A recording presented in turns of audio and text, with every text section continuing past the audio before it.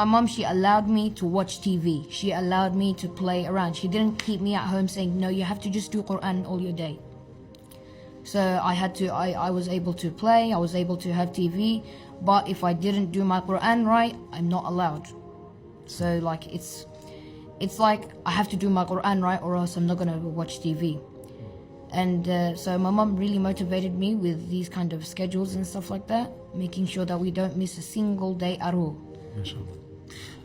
Brother, how would your mum keep you interested? Like it's obviously it's very difficult to memorize the Quran. People struggle at an age of 40 and 50 and all that.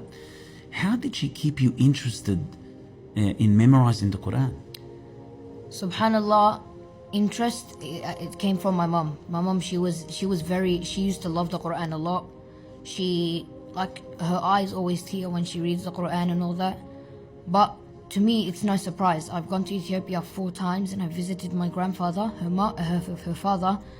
And subhanallah, the whole day, he only stops reading Quran when he's praying, when he's talking to people, when he's eating, and when he's going to sleep to rest. The whole day he's reading Quran and making dhikr and everything. And he just never gets bored. We always think like, how do you never get bored? And subhanallah, my mom, because my mom was very interested and she used to love the Quran. And I used to say, if my mom loves the Quran, I need to love the Quran too.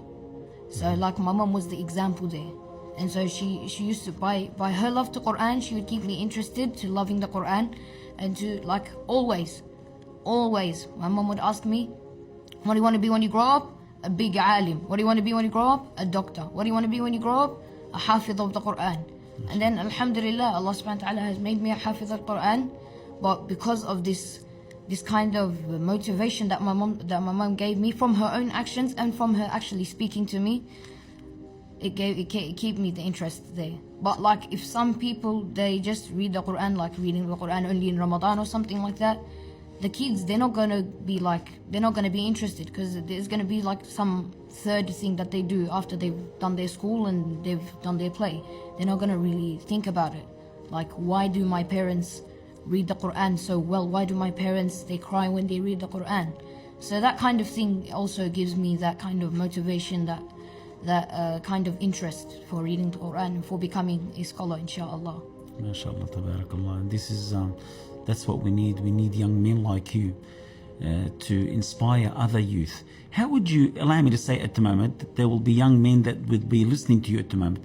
How would you inspire them to read the Quran, understand the Quran, and memorize the Quran? What advice would you give them? Advice? There's only 3 things I can say. Be consistent, never give up, and don't waste your time.